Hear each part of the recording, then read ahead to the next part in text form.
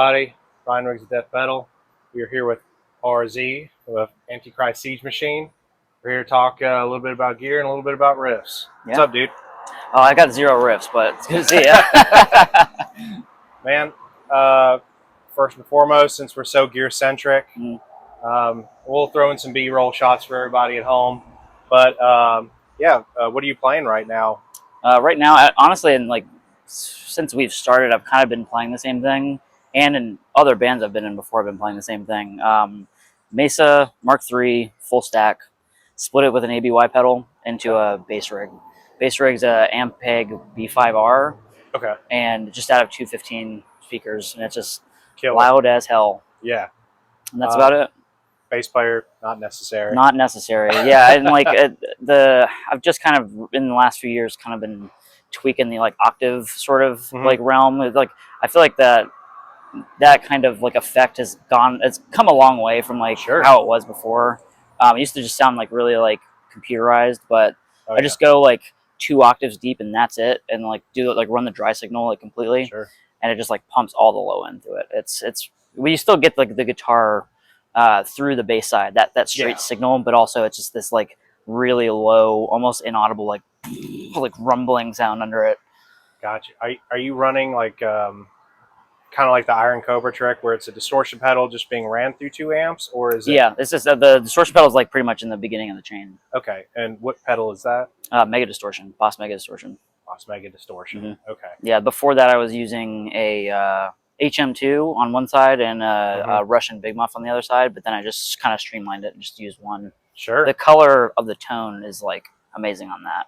It's got the treble and the 2 little knobs in it. It's perfect. It's way more versatile than an HM2, and it sounds a lot bigger. It's a little bit of a low bar, but yeah, it is a little bit of a low bar. Yeah.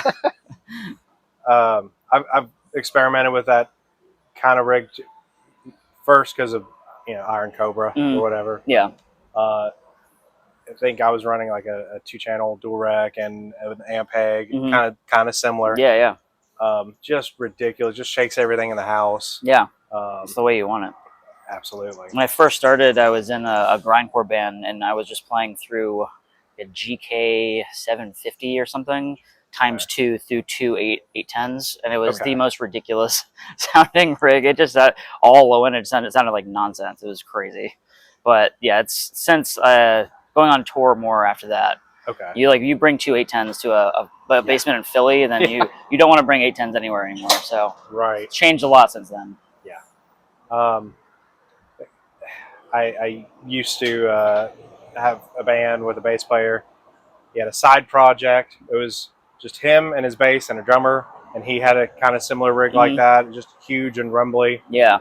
Then he'd do crazy tapping stuff, and then just big, thick, heavy riff through a wall of Mesa and Ampeg. I feel like the bass 2-piece is really hard to pull off. Suppression does it really well, but it's because it's a very full fuzzy tone. But I've seen 2 pieces, and it's just it just sounds like a bass player playing over drums, and it doesn't really sound like anything. Yeah. But no hate to bass. I don't hate bassists. All bassists. I am a bassist too, obviously. So no smoke on bassists, but I don't need one. Sure. Have you seen I've seen some instruments that kind of split between guitar pickups and bass pickups on the same thing? Yeah. You thought about doing something like that? Just try it out? Rickenbacker has a thing like that too. Yeah. I think it's I can forget even what it's called, but it's 2 outputs in it out directly, but I don't know. I don't really think I need it, honestly. I think we tune low enough, the difference of the actual guitar tone to the bass tone is not that big. So what tuning are you guys in anyway? Purifying Blade was in G sharp. This one is in A sharp. Okay. So it just went up a step. Gotcha.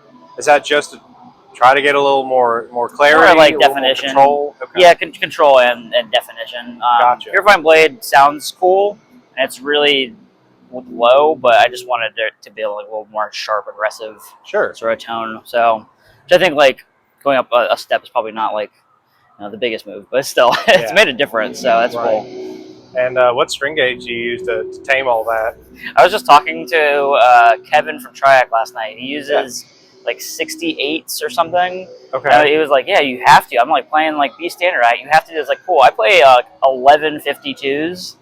Really? I just really want that, like, wow, like you hit the chord, and it just Sure. like fucking sounds like way bigger than it is. I was talking to somebody recently about this, and kind of part of maybe one of the downfalls of like the Evertune bridge, kind of lose a little bit of that natural like modulation. Yeah. So it sounds great. Yeah. Yep. You'll have that. We got sound check, motorcycles, all the fun stuff. Hell yeah, we are at the gig. Yeah. And appropriate And, background. yeah, the rig is here, everybody. Yeah. We've made it. Yep. Yeah, I do. I like that because I feel like early like Napalm records have that, and it just makes it sound just like chaotic as shit. But like, I just like want it to sound not as not computerized as possible. Sure. With also like having like legible like production. So. Yeah. And it's one of those things where I feel like, or with you guys, one of those situations where the music will naturally kind of dictate the necessities of the technical side of things. Mm-hmm. Yeah, for sure. Speaking of which, kind of switching gear from gear, what does a songwriting process look like for you guys? Honestly, like all of the last record was basically us just meeting up and we'll just wing it. We'll just like start like playing something. He'll play something. Sometimes he'll come with like an idea that he had for like a bass, like a drum fill or something, but like it'll become like a hook in it. But a lot of the time we just kind of go for it and just keep on going. And then like once the song's done, it's done. We don't go back and tweak it. We don't go back and be like, oh, we need to like retool this or make it shorter. It's like, that's done. It's good. We're done now. You know? So very easy. Like we write, I think this last record was written mostly after we got back from tour with Spirit Possession. So we wrote it fast. Like it was like quick, but then like after that tour, we were just like, there was a fire under our ass. We like really wanted to write it. So it happened quick, but it's also easier because there's two people, but still. It's all kind of unprecedented in 2024 to get together and almost, especially metal, to have an almost improvisational jam. Yeah, almost. Songwriting process. Not there's not like a whole like demoing process and like all that, which I like. I appreciate that a lot, like the demoing out songs and like getting them ready to be on a record, or like tweaking them slightly. I think the only example of like something like that we've done is like we have on each of our records we have a song from the demo, like our first demo that we've like kind of retooled, and like there's like one on each at this point. So like I think that's like the closest thing we've done, and like Chaos Insignia is probably the one that's like the most different from like how it is on the original demo. But we don't really try to linger too much on like, you know, what it's gonna sound like, what it should sound like. We just like we've gotten there now. I think we both feel good about it. Kind of going back a little bit, what was really formative for you? What kind of led you to pick up the instrument to the very extreme end of the metal spectrum that we're currently at?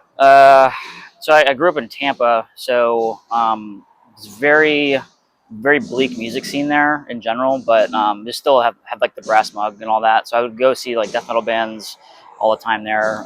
Seeing that and just like trying to, I think, and me and Scott kind of have the same thing where we have this like natural, we have like a competitive drive almost. Like when I was younger, there was like this other band that like got a record out, but like I was like, man, that band fucking sucks. Like, well, I can do it better than them. We can play it faster than them.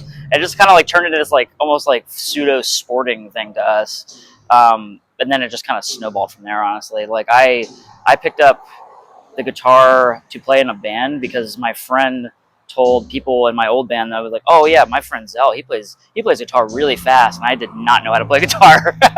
This was like when I was like 16 or 17, and I was just like, yeah, I'll do it, and then just like kind of went in and started, and it went from there. Just trying to uphold the lie. Yeah. And then like seeing, like, there was like a tour that hit St. Pete that was like Municipal Waste and Torch and Iron Lung. So seeing Torch and Iron Lung, especially at that show, like that young, I was just like, wow, it's like Torch does this thing. It's like the Z note, like Floor did it too. But like the bottom string he has is just like totally detuned. So he'd hit it and it just sounds like a bomb note. It's like, which is like explosion.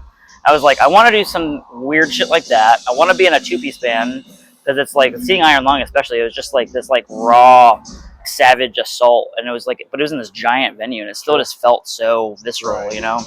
But yeah, so I wanted to do something like that was like kind of stripped down, but also just like very full, but also something that was just kind of noisy. Yeah. I was also like obsessed with Insect Warfare when I was younger, so I was like very into like the noisier, the faster, the grosser, Sure. the better. So yeah, I think that's kind of honestly stuck. Like the first few bands I was in, I was the only instrument person in it, so it's just Right. like kind of stayed that way a lot of the time. I've been in other bands with other full bands, and I've been bassists in bands and vocalists in bands, but yeah, I think this has been the most long running thing is this like playing through the whole back line at the same time. It feels like it's kind of, this is like its final form almost. Sure. So I gotta imagine, in a way, it's I don't know, maybe a good way to be frugal on the road too. oh yeah, You know, for sure. Yeah, I mean like all these tours that we've done would not be possible if we were like a 5-piece band or something with like a merch person with us all the time. Like sure. we can just like, we got asked to play Psycho Las Vegas and like a week advance, and we were like, cool, yeah, let's go do it. We just bought the tickets and went. So like, Sure. it makes a lot of things possible being only a 2-piece. It's one of those things that always made me wonder, how did like bands like Slipknot get past the local Oh my god, the local band level? I think because they were rich kids, actually, is how that happened. So that I've checks heard. out. So I've heard. But yeah, 8 members. I'm good on that. Yeah. Is there anything in your current, going back a year, anything in the current setup that you're looking to change? Like, not necessarily just window shopping new guitars for the sake of it, but anything that be a problem solver for you in any way? Honestly, I probably need to get my BC Rich just like serviced, like refretted and all that shit. I'm like attached to that thing. It's like my baby. But I can't think of any like other gear stuff that I'd be like, oh, I really need that, because I feel like the bass side of the rig's like figured out. It's a solid state amp. I don't have to worry about it. Yeah, I think it's like kind of where it's gonna stay for a while. I've got like a backup guitar that's like also crackle and looks ridiculous. So yeah, I'm kind of happy with it. BC Rich has one out now for about $1,500. Yeah, I got mine for $400 on Reverb. So look there instead. It's a way better deal. I'd say. Well, man, we'll kind of wrap this up and close it out with top 4 or your personal Mount Rushmore of bands or albums, whichever's easier. Oh, okay. Top 4. Repulsion, Horrified, Insect Warfare, Depeche Mode. Nice. Really listened to a lot of She Passed Away, and the Blade soundtrack is another one. Killer. Yeah, just that's the big influences on me. You see they're doing a Blade reboot? Yeah, I don't have high hopes, but I'm still gonna go see it. I like the actor playing them. Yeah, and like Wesley Snipes has approved them, but I'll reservations are here. Yeah, for sure. The soundtrack won't be nearly as cool. No, not at all. That's the one. Not at all. That's the one sad thing about it. We'll never get the early 2000s sci-fi action movie soundtracks back. Legendary time for soundtracks for sure. And horror movies had like new metal. That was the weird trend. Yeah, the Resident Evil movie for sure. Yeah, it's like basically like a new metal like soundtrack with just like zombies in it. So oddly enough. Yeah. But yeah, dude, thank you. Doors are about to open, so we're gonna go ahead and wrap this up. Thank you everybody for tuning in. We'll see you next time. See ya.